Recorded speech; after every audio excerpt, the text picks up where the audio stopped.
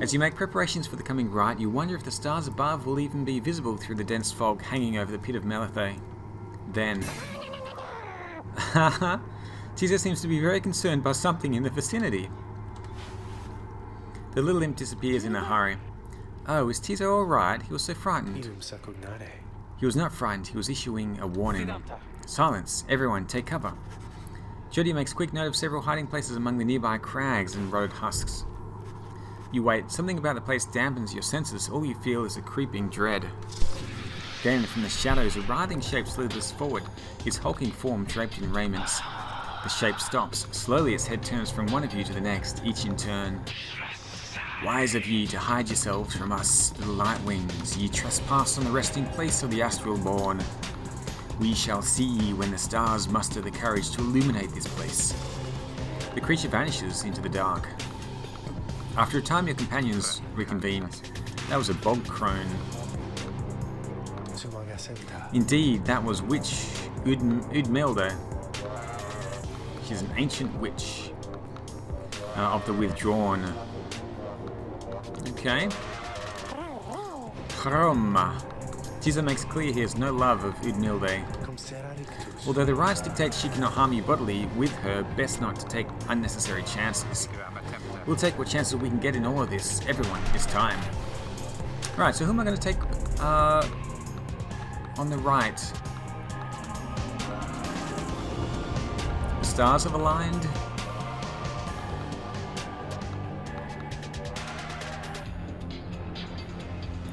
Okay, so your fellow exiles gain enlightenment, whether you fail or not. Reader. Made it all the way to the detestable pit of Middle-earth. In doing so, of course, you have disturbed your ancient adversaries, the Withdrawn. The deranged witch who leads them has big plans in store, should she prevail in all this. Now, as you know, I normally would wish you a shameful defeat. But in this case, I wish you a little bit of luck. The crone Udmilde sees your companions gathered by their pyre. A little flame as that shall never warm ye here, much less survive the night. Hear us, ye slack. Make the nightwings suffer.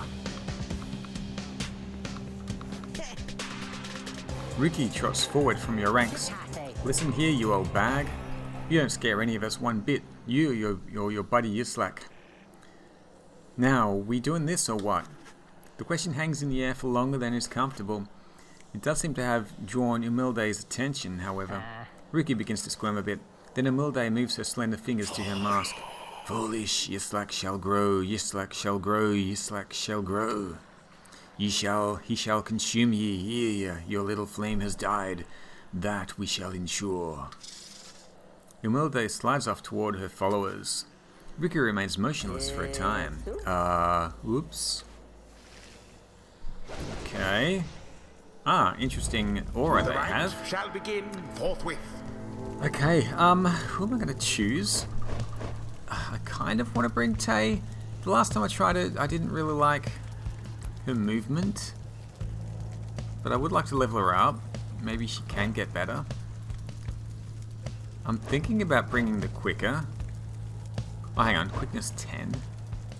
Tizo can fly, right? So that's why I like him. Tay's quickness 16. Hedwin's a good all-rounder.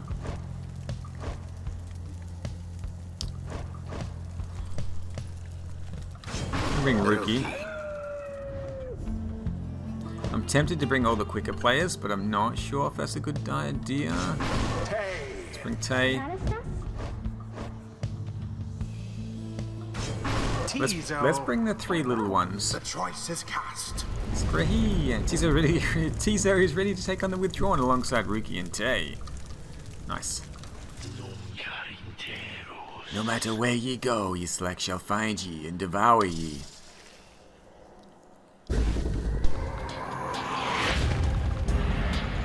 Now begin.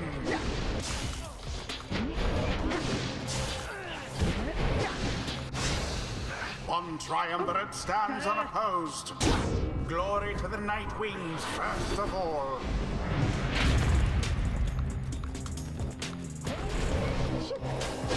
No, no. Ah.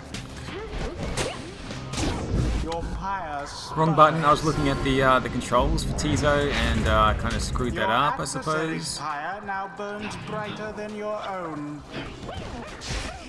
Someone there rose to the occasion.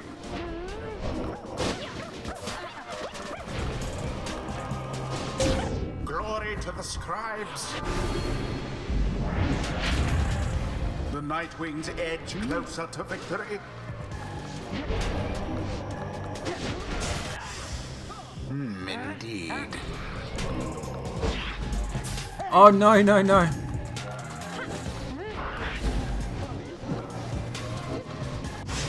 Oh gosh, I ruined that, No, no, how did I... It's like I got drawn to it. How very fortunate. God, her movement is so slow. The dash is really, really bad.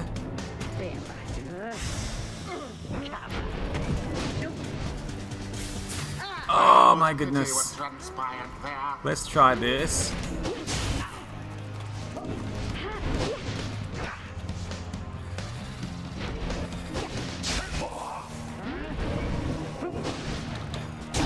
The flames of freedom.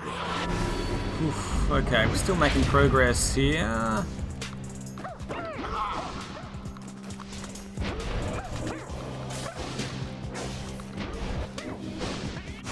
Where's the You poor Nightwings. where's the fluttering with Tizo? 'Twas dangerously close. What's the flutter? What's the flutter? Oh, it's A is flutter. A is supposed to be pass though. Oh no, I changed that around. Okay, I'm getting so confused now. Quite the close I'm so call, confused. now. Oh my goodness.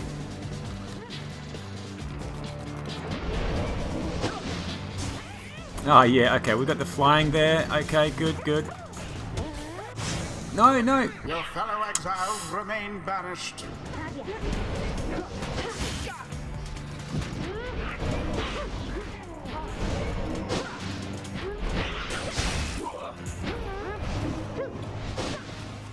Get out, Tizo. Okay, there we go. Plunged into fire. The lifeblood of Yaslak, it flows within this lair, and beneath this world his lifeblood, it shall engulf ye in such blackness and despair. Alright, who we got, who we got? The witch invokes a profane name I shan't repeat. Best beware out.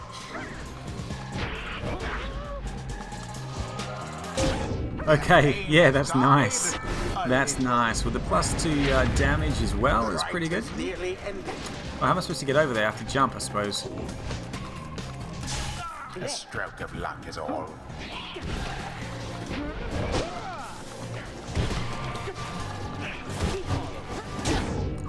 Yes. Rookie, 1 point left. Nice. Oh no, wrong button.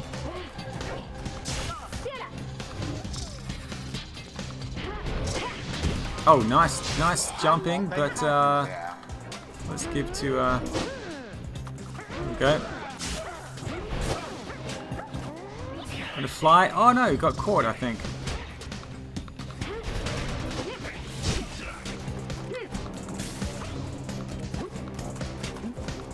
Just jumping all over the place.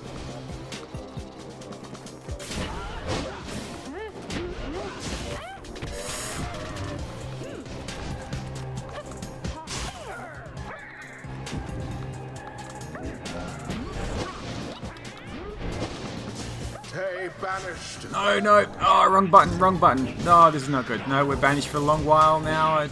They're gonna score for sure. Okay. Still struggling with the controls, actually. It's made it a little bit more difficult because I did change them around a bit. A banishment.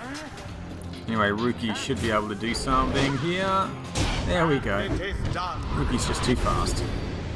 The Nightwings once again prevailed. They brushed aside their adversaries without too much trouble. That was more trouble than I should have been, I feel. The rite is ended. See, those bog dwellers, they're just a bunch of hissy talk.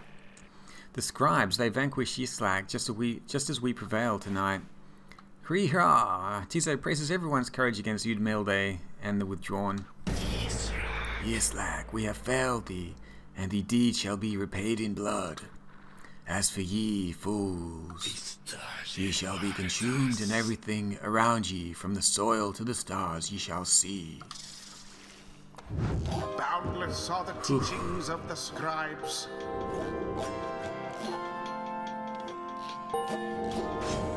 Something's awakened in the moon-touched girl.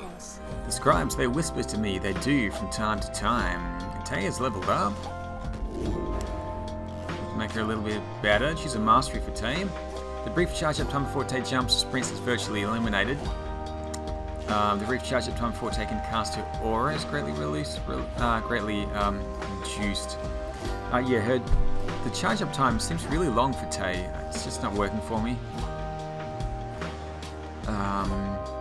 While sprinting, Tay slows nearby adversaries. While grasping the orb, Tay sprints and jumps without using... I mean, that would be really good. Sprints and jumps without using stamina. I haven't tried this salute yet. I'm gonna do this though. Heightened reflex. A devious trick from the reduces charge up time.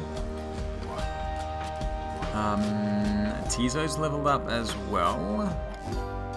While fluttering, what do we get to choose here? Do I get to?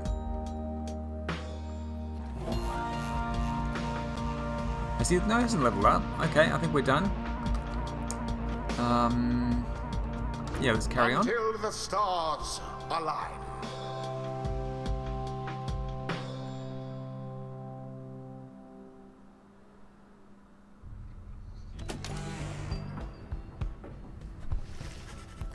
Having secured victory over the Withdrawn in the Rite, you and the others have some moments to recover from the ordeal in the relative safety of the Black Wagon. So, when can we get out of here? What, Greentail? Had enough of Umilde's hospitality for the time? Oh, Jody, yeah, thanks, I'm good. The Reader and the stars will point the way as ever. It's just, so far we've kept on going north, if that's the case again this time. The Sea of Solace spreads north and west from here for untold leagues. I could not tell you when last a vessel dared to sail those waters. Tizo asserts himself during the conversation. What is the matter, little one? Harahum! Tizo's trying to get you to come look at something outside the wagon. Reader, please go see what he wants. You excuse yourself and follow the imp into the dark of night. You find Tay and the lone minstrel already gazing up at the stars. Can you not read the stars yourself then, Mr. Minstrel? I fear it is not so simple as matters of can or cannot when it comes to me. Tay, we shall see what the reader has to say, for this is her charge. And here she is, in fact. Thank you for fetching her, Tizo. Skriha. Tizo was happy to have obliged the lone minstrel. Reader, it would seem the skies have cleared to some extent. Please look upon the stars and see where they compel us to go next. Okay.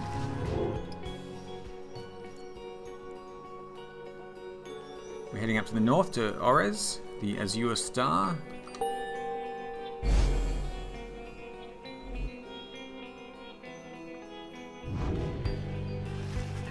The Rites beckon you still further north toward the middle of the Sea of Solace. That's not good. You're joking, right, sister? Does the reader seem to the joking time to you, Greentail? We do not argue with the stars.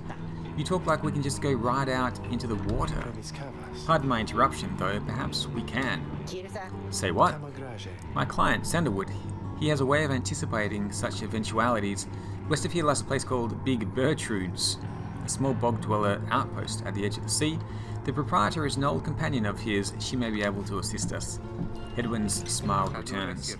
That sounds like our best shot right now. Let's pack it up and move as soon as possible. Somebody wants to talk. Minstrel. Greetings, reader. It is good that you are here, for there is something that I wish to tell you privately. Do you have a moment? I shall not keep you long, though I know your time is precious. Now, let's hear him out. You bid him to continue and make clear your interest in whatever he has to say. Very well, and thank you for your time. And I should further note, matters that pertain directly to the rites I must reveal to you alone, for thus I am obliged. In any case, when you confront the Withdrawn, and which, Imelda, you might recall she tended to invoke a certain name, Yislak, the astral born. I hesitate to say it even now. You'd be forgiven if you took the ravings of Imelda for mere nonsense. However, her words, as it turns out, ring with a certain truth. Before the union of the 8 scribes, when first they found themselves here in the downside, this land was even less hospitable, if that can be believed.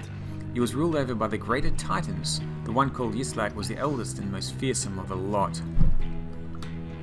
Just the same, the scribes managed to defeat it. They later used Yislak's own hide and ichor to bind the Book of Rites. However, Yislak did not truly die, for by some accounts it seems to be incapable of death. The creature is regenerating even now, though very, very slowly. Its vow is to devour this land and everything in it. Only then can it return unto whatever plane that banished it to ours. So, in a way, it is an exile just like you. If ever should the creature be reborn, it shall be many ages hence. Thus the ravings of Imelda are more or less inconsequential for a while. Yet the history of Yislak is inexorably linked to the rites and therefore must be known. I trust your research of the book shall lead you to discover more in time. I hope all of this is of some reassurance, and now I'll leave you to your more immediate concerns. I shall go check to see how everyone is faring at this time. He heads out in the evening, bidding you a good rest of the evening. It's not glimmering, so I don't think there's anything else to read. I think I've 3, 5, 7, and up to page 9. Yeah, so there's nothing new at the moment. Let's head on out of there and continue on our journey. Heading over to Big Bertrude's to see if we can get across the sea.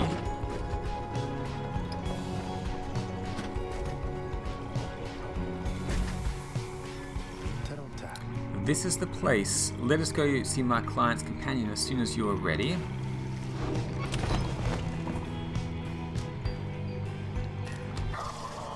Big Bertrude's is a sickly gathering of bog dwellers who stay within shadows, yet you can feel their eyes surveying everything. The lone minstrel steps forward. Sandalwood sent us. Those words are enough to make the bog dwellers snap to attention. They emerge from the mud and dark and begin inspecting your black wagon with their strange tools. One of the bog dwellers slithers forth. She is larger than the rest and leaves no doubt that she commands the others. Thou speakest the name Sandalwood. We would know his whereabouts, reveal them to us. Good day to you, Big Bertrude. It is a pleasure to meet you at last, for Sandalwood always spoke highly of you and your handiwork. Yeah, he did he? In turn we know who thou must be. Yet thou speakest of the past. Sandalwood doth he yet live? Speak plain and quickly. To be quite frank with you, madame, I do not know for certain, for I have been apart from him for some time, carrying out his will, though I have every faith that, Sandalwood lives. As for his current whereabouts, I understand that he awaits us somewhere near Wakingwood, beyond the waters. We wish to seek him there, though as you can see our wagon is ill-suited for the task. The one called Bertrude frowns at this, studying the lone minstrel all the while. Oh, indeed, then leave us, return at dawn, that is all. By your grace, Big Bertrude. The lone minstrel turns away, but Hedwin stops him. Hold on, are you sure about this, leaving the wagon in their care? All should be in accordance with my client's plan. You keep calling Sandalwood your client, he must reward you well. In a manner of speaking, he helped me find a sense of purpose I thought lost. Hedwin nods at this, then turns to you. Well, my friend, I guess we'll see what happens, right? I'm off to let the others know. You find yourself with time for your vocations while the bog dwellers go about their business. Shall I choose the usual, which is to mentor a companion? It just seems like the best thing to do, the best use of my time. Spend some time with one of the companions and level them up. Having gleaned knowledge from the Book of Rites, you can impart some of its teachings. As each exile's path toward enlightenment is personal, you'll have to mentor them one at a time. I guess once they level up quite a bit, I might start doing the other things. I'm not sure, but it's... Jody...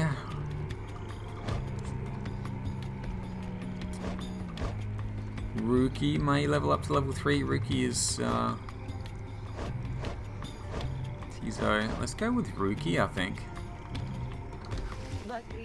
Sure, sister. I could go for some enlightenment right about now. Might take the edge off. You illustrate to Rookie some of the intricacies of the rites, focusing on how all three in a triumvirate can move and act as of one mind. You sense he grasps some of the concepts. Okay. Faster, stronger, and a little better looking too. I mean, is there anything I can't handle? I think we can't really go down 2 different trees here, because if I want to get to the last one, we've only got 1, 2, 3 more level ups, which means 1, 2, 3 to get to the moonsault. Ricky can jump a 2nd or 3rd time while airborne. When sprinting, Ricky accelerates faster. After he's banished by an adversary, Ricky has a 50% chance to return in only 1 second. I mean, that could be really nice, actually. Ricky deals an additional 5. Why did I not go for this path? I think I just wanted the double and triple jump. That would be good. Accelerates faster. I feel like Rookie's already very fast. So let's go with Lucky Break. 50% chance to return in only 1 second. Whew, I got to hand it to you, sister. That book's not quite as boring as I thought. I better go lie down. Okay, let's continue on our way. The Lone Minstrel finds you early the next day. Reader, it is ready. Please come have a look. The others are already there. Okay, it's turned into a boat. The black wagon appears different now than it did even a day before. The hull is fully sealed and reinforced, and all manner of nautical equipment adorns the port side. Wow. You people seeing this? I'm going to have a look around. The wagon should be fit for sea voyage. Let us depart at your earliest convenience. What about Big Bertrude? She then appears as if on cue. Tell us that Sandalwood, he owes us twice over. If I may, Big Bertrude, you could tell him yourself if you wish to accompany us in our voyage north. Our group would welcome someone of your vast experience. I wonder if she can join the Rites. Dare thee make flirtations upon us? No, Enough, but should ye seek that Sandalwood, tell him also to come and visit us again. Now be gone from here and tell no one that we were paid in favours.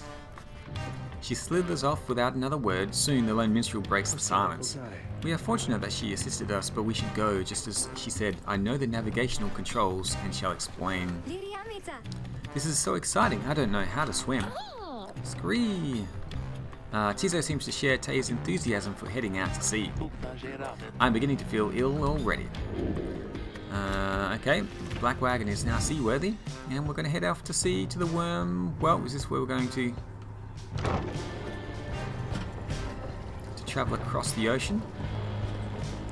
Heading over to Worm Gulf first.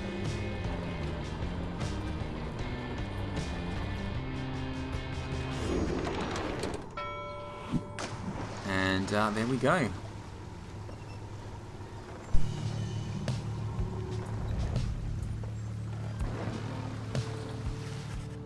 You and your companions watch the sea as your wagon rolls over the gentle waves.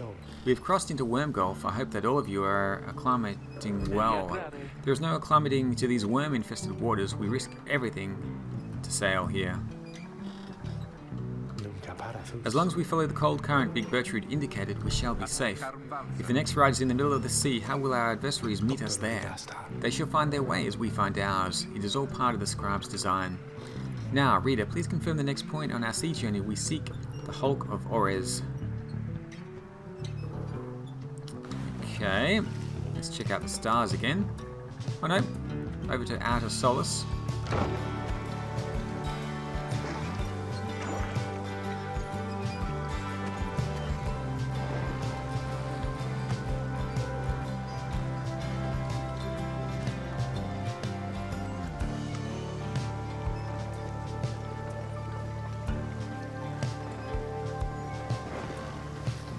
Well, it's quite the journey.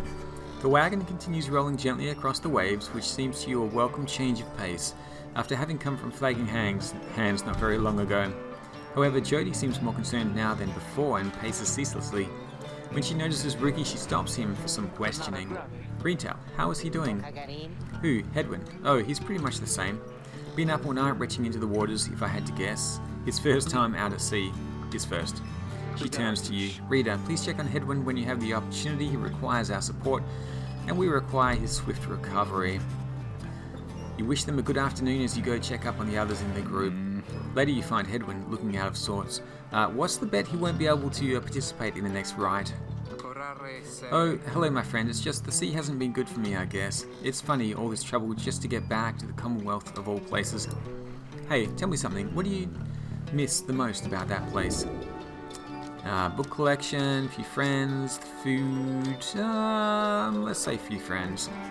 You tell him that there were those who did support you over the years and that it pains you now to be apart from them. Yeah, I hear you, my friend. There's someone I miss terribly back there myself. I'm sure that when you make it out of here, your loved ones will be waiting. Anyway, I'll be fine, I think. Thank you for checking up on me. You sense he wishes to be alone. There is not much to be done for him for now. Yeah, that's what I thought would happen. He looks too ill to participate.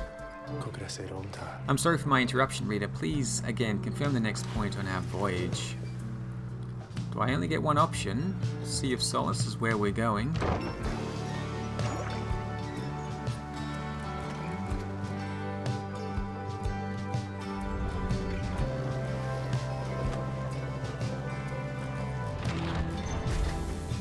Okay, back on dry land.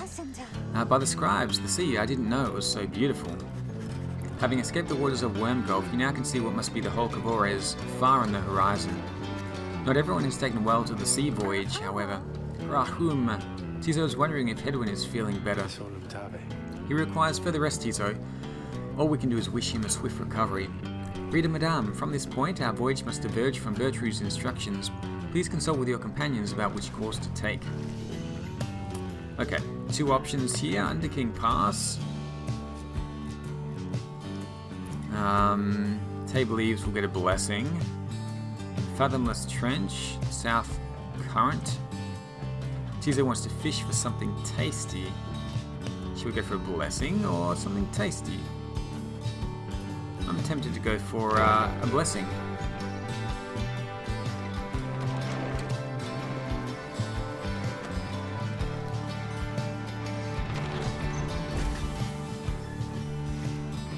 You find Tay gazing down into the depths. The water is so very beautiful, and yet it's very dangerous. They always said it's very dangerous if you fall in or drink enough of it. But the scribes, they have protected us and they are watching. I just know.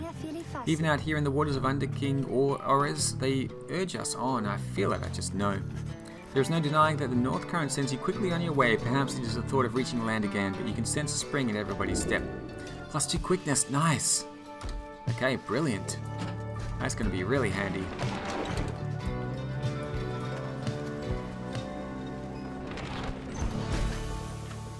I think this is the location of the next rite.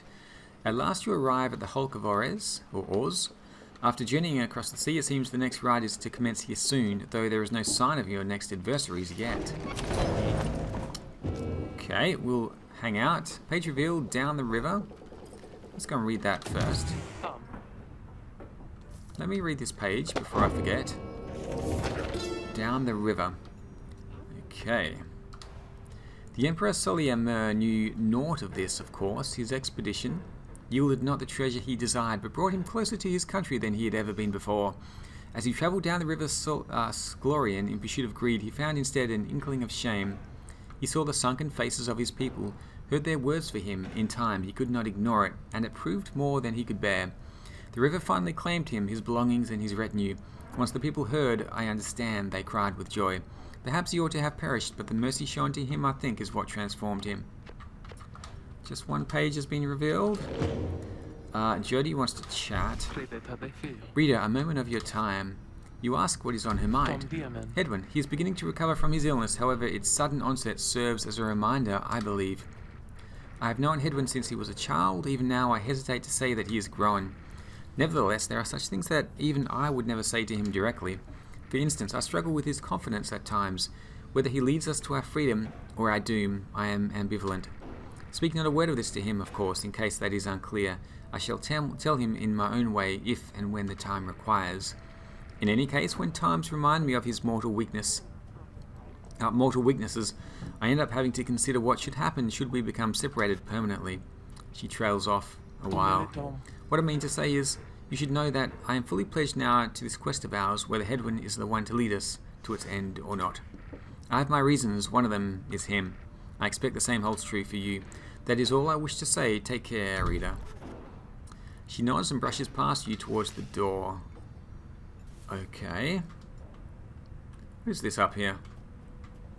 Silver Cudgel Head. A limbless, cold-blooded creature rescued from the sea. Okay, we picked up something from our travel across the ocean. Wait, have I... What are these things here? I don't know.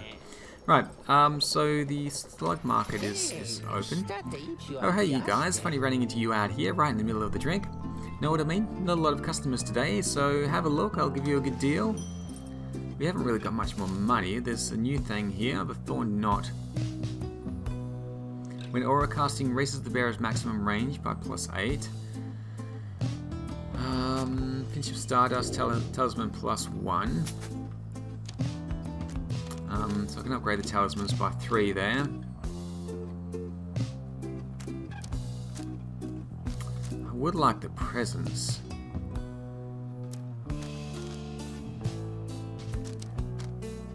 Kind of would like the Thorn Knot as well. I do use the aura cast a fair bit. It's only 15. Let's do that. I can give that to somebody, I suppose. Jodie's got the extra cash.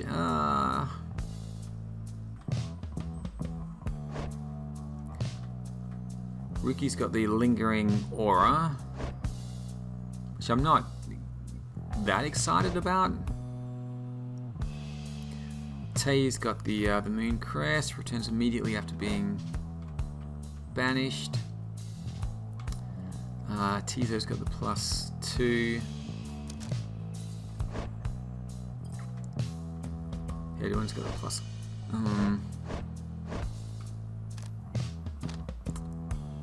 +8% isn't much, actually.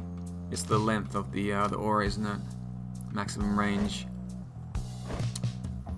Yeah, I might just leave that out for the moment. I mean, the lucrative contract isn't that great, but it wouldn't be...